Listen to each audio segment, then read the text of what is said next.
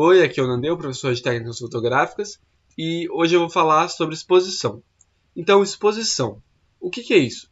Basicamente, o sensor da câmera, ele não vê todas as luzes, todas as quantidades de luzes. Ele não vê o que está super escuro e o que está super claro ao mesmo tempo. Nossos olhos também não, eles não veem isso da mesma forma. Por exemplo, se você está num lugar muito claro e você vai para um lugar escuro, você tem um pouco de tempo que você tem que basicamente ajustar a exposição do seu olho, que vai ser quando você vai dar prioridade para as partes mais escuras e vai de certa forma clarear as partes mais escuras. Isso que acontece quando a gente entra num lugar escuro. E aos poucos a gente vai começando a ver o lugar escuro. Com a câmera é a mesma coisa. Você tem que mostrar para ela o que é o normal. Porque, por exemplo, no sol tem muita luz. E aí lá uma coisa cinza, tem a cor cinza com uma certa quantidade de luz. Dentro de casa, que é menos luz, você precisa de menos luz para uma coisa cinza parecer cinza para a gente, entendeu? Então, basicamente, o que você tem se você está num ambiente claro, muito claro, você quer que entre menos luz na sua câmera. Se você está num ambiente muito escuro, você quer que entre mais luz na sua câmera. Para isso balancear e ter uma imagem normal, do que a gente considera normal, das cores normais. E como que a gente vê isso, né? Foi criado um sistema de exposição, que é um sistema de pontos. Basicamente, o sensor digital e o filme, eles precisam do dobro de luz para aumentar em X a exposição. O que isso quer dizer? Quer dizer, por exemplo, eu tenho uma pessoa que eu estou fotografando. Se eu coloco uma luz nela, ela vai ter uma certa exposição. Se eu colocar duas luzes iguais a essa que eu coloquei, ela vai ter um ponto a mais de exposição. Ela não vai ser duas vezes mais luminosa para o sensor. Ela vai ser um ponto mais luminoso. Aí, para eu aumentar um ponto, eu não tenho que colocar mais uma luz, eu tenho que colocar mais duas luzes. Então, eu tenho que dobrar de novo. Então, você tem que estar sempre dobrando. Quanto mais luz você coloca, basicamente, menos sensível é o sensor. Então, todo o sistema de pontos ele é baseado em dobragens. Dobrar a quantidade de luz ou diminuir pela metade. Entendeu? Então, o que você tem aqui é um fotômetro, é uma representação de um fotômetro. Você tem o zero, que é o perfeitamente exposto, um ponto acima, 2 pontos acima, 3 pontos acima. Aqui está entrando mais luz na câmera do que deveria. Do que deveria no sentido de você ter uma imagem que é corretamente exposta.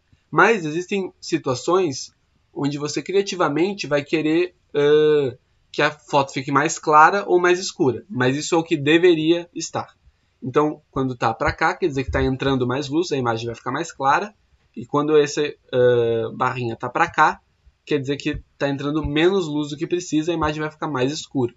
Então isso aqui é como se fosse uma agulha, assim. Então, como que você controla a exposição? Como você deixa entrar mais ou menos luz na sua câmera, né? Para você ter uma imagem mais ou menos clara. Bom, tem três coisas. A gente chama essas três coisas do triângulo da exposição. O fotógrafo tem essas três ferramentas, que são as três ferramentas para ele mudar o brilho da imagem. Elas vêm com diferentes características alinhadas com elas. Então vamos falar das três ferramentas. Só para entender as três ferramentas, a primeira pode chamar ISO, ou ASA, ou sensibilidade. A segunda é velocidade, ou obturador, ou velocidade do obturador. E a terceira é abertura, ou diafragma, ou abertura do diafragma. Essas são as três coisas. A gente vai falar primeiro da sensibilidade do sensor, do ISO. O que é isso? A sensibilidade do sensor é o quão sensível o sensor é. Antigamente você tinha a sensibilidade do filme, e aí você não tinha como escolher. Cada filme tinha uma sensibilidade. Se você queria um filme com maior sensibilidade, você comprava um, senão você comprava outro. Hoje em dia, numa câmera digital, a gente consegue mudar isso quando a gente quiser. De foto para foto, a gente escolhe um ISO. E o ISO, ele segue esse sistema de dobrar. Então você tem ISO 100, 200, 400, 800, 1600, 3200, 6400. Cada um desses é um ponto. Entende? Então, um ISO 100 é pouca sensibilidade. Ou seja, para você ter uma foto bem exposta, você precisa que muita luz esteja atingindo a sua câmera, porque ele é pouco sensível à luz. E o ISO 6400, ele é muito sensível à luz. Então, pouca luz que entra na sua câmera, ele já vai dar uma imagem bem exposta. Mas tem um problema. o ISO tem uma característica. Quanto maior o ISO, menor a qualidade da sua imagem. Você vai ter ruído e você também vai ter uma perda de latitude, que é a capacidade da câmera de entender as partes mais claras e as partes mais escuras na mesma imagem. Mas de maneira geral, só entender que você quer fotografar com o menor ISO possível, porque aí você vai ter uma imagem mais com maior definição, mais clara e mais fácil de você trabalhar. Aí aqui eu tenho uns exemplos em ISO 100, em ISO 400, você já começa a ver uma perda. Em ISO 800, aqui eu estou indo em ISO 1600, e aí aqui eu já joguei no máximo do ISO da câmera que eu tinha, 25.600, para você ver o que é isso aqui, ó. É muito, isso é ruído, isso aqui que a gente está vendo aqui, e você também tem uma perda de contraste e de definição. Aí aqui uma comparação em ISO 400, que já é bem aceitável, 1600, que já está claramente deteriorada, e os 25.600, que é uma imagem que é basicamente não usada. Isso aqui é a imagem cortada, tá? A imagem cheia é isso aqui. Isso aqui é só um pedacinho da imagem. Então é isso. Basicamente, o ISO é o mais simples, porque ele vai dobrando 100, 200, 400, 800, 1600, 3200, 6400, 12.000, 25.000. Aí, quanto mais nova a câmera, mais longe ela consegue ir. Só que quanto mais alto você vai, pior fica a sua imagem. Então, em geral, quando você está num lugar e você vai começar a fotografar, a primeira coisa que você vai ver é mais ou menos qual ISO você precisa. Porque o ISO você não precisa mudar muito, porque acaba que ele é o menor possível. Então você vai estar usando ali o menor ISO possível. Para o sol, com certeza vai ser ISO 100. Para o interior, talvez seja ISO 400, 800. Se tiver numa situação de pouca luz, 3.200, 6.400. Então, a primeira das três coisas do triângulo da exposição é o ISO. Então, a velocidade do obturador, ela é o quê? Ela é quanto tempo o seu sensor fica aberto à luz. Então, eu trouxe aqui para exemplificar a minha SLR, que não é uma DSLR, porque ela é analógica, mas ela funciona exatamente do mesmo jeito. Você consegue ver o espelho que eu tinha falado, que serve para eu olhar por aqui, e você consegue aqui mudar a velocidade do obturador. Então, se eu te mostrar aqui, isso aqui é a velocidade de 1 sobre 2.000. Quer dizer que você pega 1 segundo, divide por 2.000 e pega só uma partinha dessas. É muito rápido, você não consegue nem perceber quando ele abre e quando ele fecha. Agora, eu vou pôr 1 sobre 4. Quer dizer que você pega 1 segundo, divide em 4 e pega uma dessas partes. Então, 0,25 segundos. Você já consegue ver a diferença. Ele abre, fecha. Tipo, isso, mais ou menos. Agora eu vou pôr 1 segundo. Já consegue ver a diferença de novo. Cada vez maior. E como isso funciona, né? Vamos falar. Normalmente você usa uma velocidade do obturador bem rápida. O que é uma velocidade rápida? É uma velocidade que o número é grande, mas o tempo é pequeno, porque é uma fração. Então, como você tem 1 sobre alguma coisa, quanto maior o número de baixo, menor o tempo. Mas a gente pode falar mais rápido ou mais devagar. Mais rápido é um número maior, mais devagar é um número menor. Por quê? Porque você congela o movimento. Faz sentido, né? Se eu pegar e fotografar por 1 segundo, tudo que passar na frente nesse 1 segundo vai ser coisas diferentes entrando no sensor. Para você congelar o movimento, você tem que pegar uma parte muito pequena desse tempo. Então, por isso, em geral, você quer usar velocidades rápidas, se você quer congelar o movimento, que é o que você quer fazer na maior parte dos tempos. Às vezes, você não quer, e aí você precisa diminuir a velocidade. Se você está segurando na mão, você tremer também pode borrar a sua imagem. Isso é muito comum, você vê mesmo em foto de celular, se está muito escuro, normalmente o celular automaticamente aumenta o tempo, ou seja, diminui a velocidade para que entre mais luz. Só que a imagem fica borrada, porque você treme um pouquinho e aí tudo fica borrado, entende? Então, se você quiser ir em velocidades muito devagar, basicamente abaixo de 1 sobre 60, você precisa estar com um tripé. Então, para, por exemplo, fotografia noturna, que muitas pessoas gostam, as pessoas vão de tripé. Você leva um tripé e você pode ter fotos de 20 minutos, se você quiser. Ou menos ou mais, né? Inclusive, como os filmes de muito antigamente, eles eram com ISO muito baixo, as fotos demoravam muito. A primeira fotografia tinha, acho que foi fotografada durante 4 horas ou algo assim. Então você tinha esse tempo, né? Hoje em dia, como a gente tem sensibilidade maior, tecnologia melhor, a gente consegue uma velocidade mais rápida para a gente poder congelar o movimento. Então, no final, depende do que você está fotografando. Porque, por exemplo, 1/60 já é o suficiente para congelar a sua tremida, mas não é o suficiente para congelar alguém que está correndo na sua frente. 1/250 já é o suficiente para congelar alguém correndo na sua frente, provavelmente, mas não é o suficiente para congelar um carro. Então, tudo depende do que você está querendo congelar, e aí isso é uma questão um pouco de você testar e aprender que velocidade funciona para quê. E é isso. Aí aqui eu estou mostrando, tô mostrando como que é as velocidades mais altas, porque na velocidade mais alta não tem nem tempo do obturador ficar aberto. Inclusive é assim que é o obturador. Ó. Posso mostrar ele aqui. Ó, o obturador visto de trás. Então, o obturador ele é essa cortininha. E aí, como você não tem nem esse tempo de abrir um e aí depois fechar, o que você tem é que você abre um pouquinho e você já sobe com o outro. E aí quanto mais rápido é o mais fino disso aqui. Mas isso não é muito importante, mas é legal de mostrar como isso funciona de verdade. Aí aqui eu tenho alguns testes para mostrar. Aqui eu estava vendo a água, uma torneira, e aí eu fui aumentando o tempo, diminuindo a velocidade. E aí o que isso trouxe? Ó, 1/2000, a água está bem congelada, você consegue ver as gotinhas paradas e tudo mais. Aqui você já começa a ver um pouco de borrão, em 1/1000. E 1/500 ela já está basicamente borrada, e aí daí para frente ela só vai ficando cada vez mais borrada. Até que em 1/2 você só vê uma textura mesmo de onde a água está passando.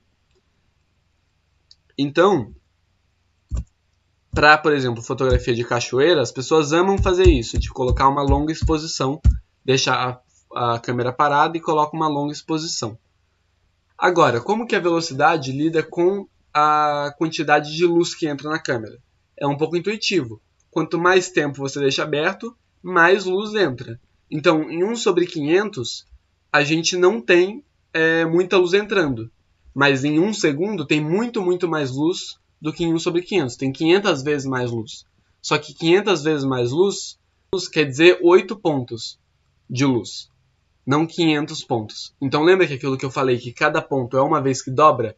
Por isso que a velocidade do obturador também é marcada em vezes que dobra. Então aqui, 1/500 para 1/250 é 1 ponto. Essa imagem aqui vai estar em 1 ponto mais clara do que essa aqui. E aí para cá, dobra de novo. Então você tem mais 1 ponto. E aí para cá, fica 1 ponto mais claro, 1 ponto mais claro, 1 ponto mais claro. Mas a mesma coisa ao contrário. De 1/30 para 1/60, você tem metade da luz entrando. Então fica 1 ponto mais escuro. Então você também tem que pensar nisso. Em algum lugar você vai ter que compensar. Por exemplo, eu estou fotografando com a velocidade do obturador em 1/250 e o ISO em 800. Só que eu queria abaixar o meu ISO para poder ter menos grão na minha imagem. Então eu abaixo o ISO de 800 para 400. Aí eu perco 1 ponto de luz. Então a minha imagem está 1 ponto mais escuro. Só que eu posso fazer o obturador ir de 250 para 125, que deixa a imagem 1 ponto mais clara. Então 1 ponto mais escuro de abaixar o ISO se balanceia com 1 ponto mais clara de aumentar o tempo de exposição. Então eu tenho uma imagem que é igualmente clara, só que com menos ruído, porque eu diminuí o ISO, e se tiver coisas rápidas se movimentando, com as coisas se borrando mais, porque eu aumentei o tempo. E aqui eu tenho um exemplo da cachoeira que eu tinha falado. Então aqui eu tenho 1/60, a imagem está borrada, mas você ainda consegue ver um pouco de detalhe. 1/15, 0.3, que seria o 1/3, e aqui o 1 segundo, que você já tem aquele véu de noiva que as pessoas chamam da cachoeira. E agora a gente vai falar do terceiro e último componente do triângulo de exposição, que é o diafragma, ou a abertura do diafragma. O diafragma, ele é esse componente que é um anel que fecha dentro da sua lente. Eu estou com a lente aqui e dá para você ver esse anel fechando claramente, né? Ou aqui talvez seja um pouco melhor. Esse anel, ele também controla a quantidade de luz que entra na sua câmera. Quanto menor o buraco, menos luz entra na sua câmera. Só que quanto menor a abertura, maior o número que a gente designa ela. Então, por exemplo, aqui a gente tem o f32, ele é um buraquinho bem pequenininho. E o f1.4 é basicamente uma das maiores aberturas que você vai ver numa lente. E aí tem tudo isso no caminho. Entre cada um desses números que está aparecendo na tela é um ponto, ou seja, dobra a quantidade de luz que entra na sua câmera, que é o que você usa para você poder compensar com o ISO e com a velocidade do obturador. Para você decorar esses números, não é tão fácil, mas na câmera ela sempre vai te oferecer esses números, então você sabe que se você passar de uma abertura para a próxima, vai ser um ponto. Mas se alguém quiser decorar, é o seguinte, você pensa em 1.4 e 2, e aí você sempre dobra o antes do anterior. Então é 1.4, 2, aí o 2.8 é o dobro de 1.4, aí o F4 é o dobro de 2, aí o 5.6 é o dobro de 2.8, o F8 o dobro de F4, F11 o dobro de 5.6, 16 o dobro de 8, 22 o dobro de 11, 32 o dobro de 16. Você vai se acostumando com esses números e uma hora você vai ter decorado isso automaticamente, não precisa ficar decorando. Mas, então é isso. Então a primeira coisa que a gente tem que pensar é isso. Quanto maior a abertura, ou menor o número de abertura, mais luz entra na sua imagem. E quanto menor o buraco, ou menor a abertura, e maior o número da abertura, menos luz entra na sua imagem. Mas a abertura também tem outro efeito muito interessante na imagem, que é uma coisa que chama profundidade de campo. Profundidade de campo é a quantidade do que está em frente a você que está em foco. Então aqui a gente vê, com uma abertura grande, uma grande abertura, um pequeno número, a gente tem pouca profundidade de campo. No caso, essa pessoa está fotografando um urso e só o urso está em foco. E a montanha atrás, a árvore na frente vão estar fora de foco. Se a gente tem uma abertura pequena, ou seja, um número grande, tudo muito fica em foco. Então o urso, as árvores e a montanha estão todos em foco. Então, o que isso traz de assim, né? Em geral, as fotos profissionais, as fotos caras que você paga um fotógrafo para fazer, que as pessoas gostam em geral, elas têm pouca profundidade de campo. Você tem um fundo que está todo em desfoque, muito bonito, e isso é uma coisa que muita gente procura com a imagem. E como você atinge isso? Com uma abertura muito grande. Então, isso é uma coisa muito importante também de se decorar mesmo. Quanto maior a abertura, maior o buraco, menor o número, menos profundidade de campo e mais desfocado o fundo. Então são sempre essas relações. Se eu abaixo isso, o que aumenta e o que diminui? Então, se eu diminuo o tamanho, aumenta a profundidade de campo, diminui o desfoque e diminui a quantidade de luz. Você não precisa decorar as relações assim, você vai ter que entender a lógica por trás delas para poder decorar elas. É um pouco difícil de explicar por que uma abertura menor te dá mais profundidade de campo. Mas se você pensar que se você tem uma abertura menor, é mais fácil das coisas entrarem no lugar certo, porque vamos dizer que com uma abertura maior, tem muito espaço para luzes erradas entrarem, e as luzes erradas são o desfoque. Com o buraco menor, só entra aquilo que você realmente quer ver, que é o que vai estar em foco. É mais ou menos isso que acontece de verdade, mas não é exatamente esse o processo óptico, e não é importante vocês entenderem o processo óptico. Então, essa é uma coisa que você tem que decorar. Quanto maior o buraco, maior o desfoque ou menor a profundidade de campo. Mas você ainda tem outras duas maneiras de transformar a profundidade de campo. E é muito importante um fotógrafo aprender elas, porque a profundidade de campo é uma das funções, um dos elementos da imagem que são importantes para como a imagem vai ficar no final. Então é muito importante você aprender esses três jeitos de aumentar ou diminuir a profundidade de campo. Então, para diminuir a profundidade de campo, você pode aumentar a abertura do diafragma, aproximar o objeto fotografado ou aumentar a distância focal. Então são esses três jeitos. Então vamos falar de cada um deles com exemplos. Então o primeiro jeito é você aumentar a abertura do diafragma. Então aqui a gente tem uma foto em f2, que é bem aberto, então você tem uma profundidade de campo pequena, e aí você tem um fundo bem desfocado. E aí eu vou lentamente diminuindo a abertura do diafragma, ou aumentando o F. F2.8, F4, F5.6, F8, F11, F16 e F22. Aqui em F22, apesar de ter uma diferença entre a janela e a árvore do fundo, a árvore do fundo já está quase em foco. Você já consegue distinguir detalhes no fundo. Então isso vai ser importante daqui a pouco. Mas então, o primeiro jeito é esse, mudando a abertura. Então aqui eu estou focado na janela, em F22 eu consigo ver a árvore claramente, em F2 eu mal consigo dizer que isso é uma árvore. O segundo jeito é deixar o que você está fotografando mais perto. Então aqui eu estou mais perto da janela e aí você já consegue ver uma diferença do quão mais desfocado está o fundo, porque a profundidade de campo está menor ainda.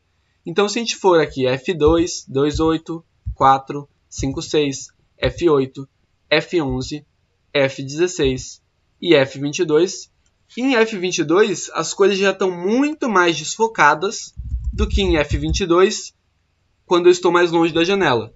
Porque mesmo eu tendo diminuído a abertura, deixado no número maior, deixando o buraco menor, ainda assim eu estou perto o suficiente da janela para que ele continue desfocado o fundo. Então, esse é o segundo jeito. O terceiro jeito é aumentando a distância focal. Então, nessa imagem, eu estou em 18mm f5.6. Então, aqui a gente consegue ver o portão, ele está em foco, e o fundo está desfocado, mas ele está bem menos desfocado do que nessa imagem, que eu também estou em f5.6, ou seja, eu não mudei a minha abertura, mas ainda assim o fundo está muito mais desfocado. Por quê? Porque eu aumentei a minha distância focal. E esse exemplo aqui dá para ver isso claramente. O fundo fica muito mais desfocado. Então, para a abertura é basicamente isso. Ela é a mais complexa dos três componentes do triângulo da exposição, mas ela também provavelmente é a mais importante. Você saber quando você vai usar diferentes aberturas é muito importante. Se você vai querer o fundo desfocado, o quanto você vai querer o fundo desfocado e assim por diante.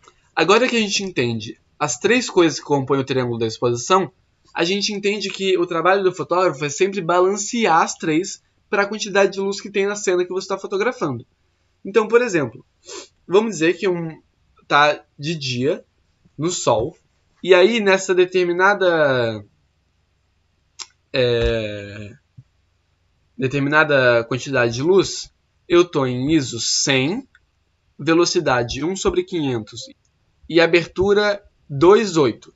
E isso está me dando uma exposição legal, uma exposição certa, onde as coisas que são pretas, as que são brancas, e as que são entre isso não estão mais claras ou mais escuras. Então, uma exposição correta. Vamos dizer que eu esteja fazendo um retrato e eu queira que o fundo fique mais desfocado. Então, como eu vou fazer isso? Eu vou ir da abertura f2.8 para a abertura 2. Isso vai deixar o fundo mais desfocado. Só que também vai entrar mais luz na minha cena. Então o que eu tenho que fazer? Eu tenho que fechar um ponto ou na velocidade ou no ISO. Vamos dizer que o ISO, a nossa câmera não tem a ISO 50, porque tem muitas câmeras que não têm ISO 50.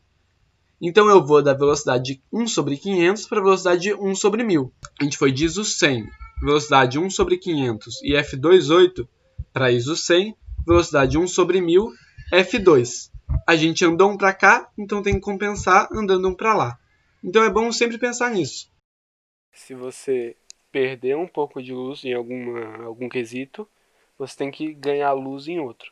E essa tabelinha aqui é perfeita para isso. Para a direita, quer dizer que você está entrando mais luz, e para a esquerda, menos luz. Então eu recomendo dar um print nessa tabela, e para poder consultar ela, se precisar. E ela também é um resumo total, assim, tem o grão, o borrão de movimento, a profundidade de campo. Então é isso aí.